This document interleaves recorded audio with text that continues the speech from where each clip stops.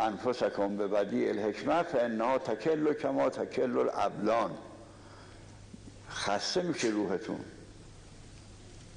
خسته میشه روحتون. گاهی مواظبه کردی، نماز خوندی، عبادت کردی، کم خوابیدی، روح خسته میشه. گاهی هم بدن خسته میشه. بدن که خسته بشه خب آدم استراحت میکنه، میخوابه، خستگیش شد.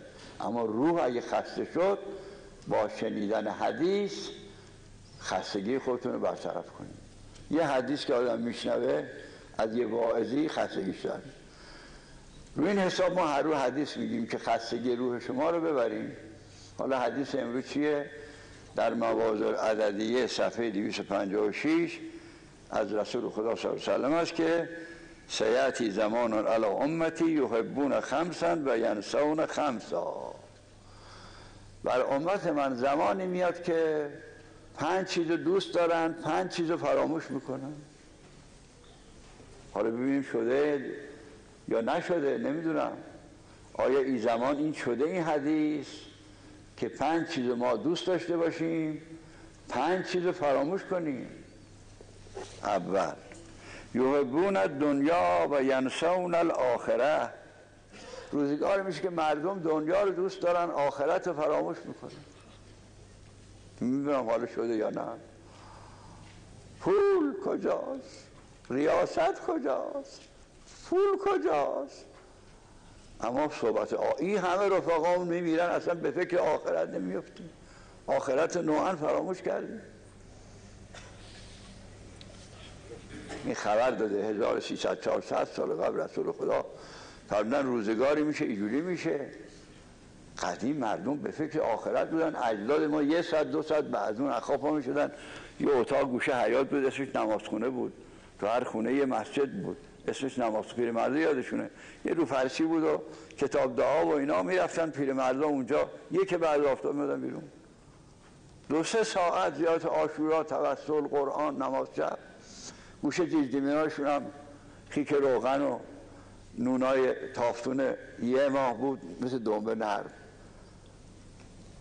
گوشت قرمه کرده کره هندونه باری ما با شطور میوردیم خونمون.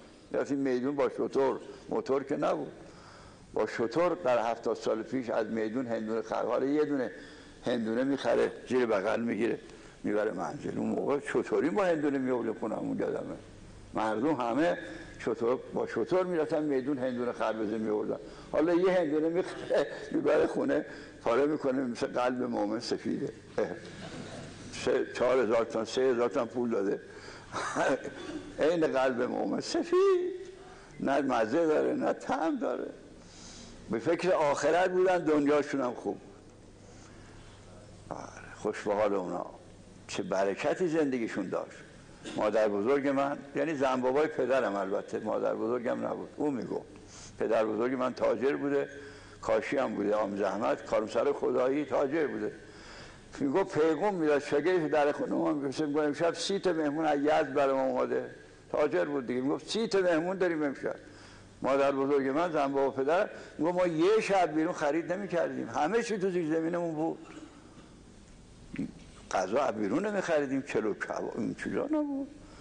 زنام کدبانو بودن، علو می‌کردن با هیزم دیگه، می‌داشتن پلوی نرم، خورش، گوشت قرمه کرده، نون مثل دنبه. حالا نون شب می‌خری صبح نمیشه خورد.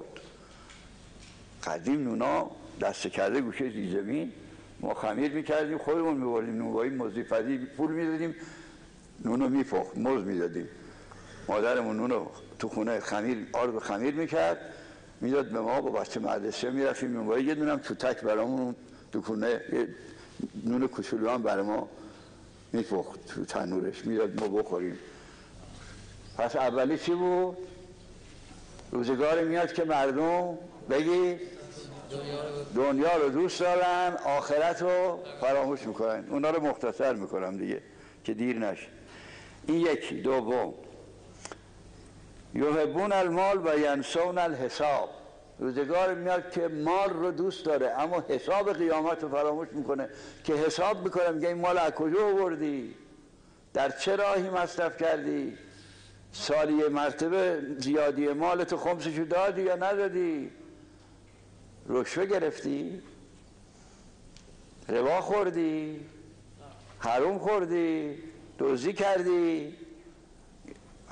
مال دوست داره اما حساب قیامت رو فراموش کن. این دو. سه و یحبون النساء و ینسون الحور. روزگاری میشه که زنها رو دوست دارن، زنش رو دوست داره. البته زن خوب آدم دوست داشته باشه بد نیست. زن بد بی بند و بار رو نه حجابش مراعات میکنه، نه تقوا داره، نه نماز میخونه.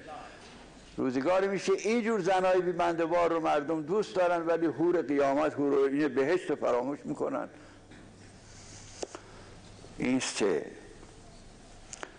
و یحبون القصور و ینسون القبور. قصرها رو دوست دارن، ساختمون 24 طبقه 20 طبقه میسازه، چقدر دوست داره این آپارتمان رو، همه رو فروخته اجاره داده، نگاه میکنه کیف میکنه، اما قصر بهشت و قبر رو فراموش کرده.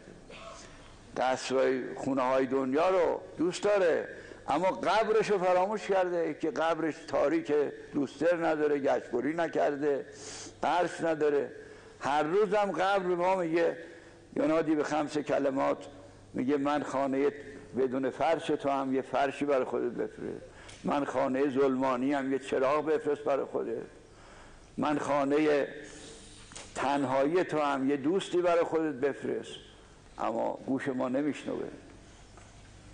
این 4 تا. 5 یحبون النفس و ینسون الرب. خودشونو دوست دارن اما خدا رو فراموش میکنن.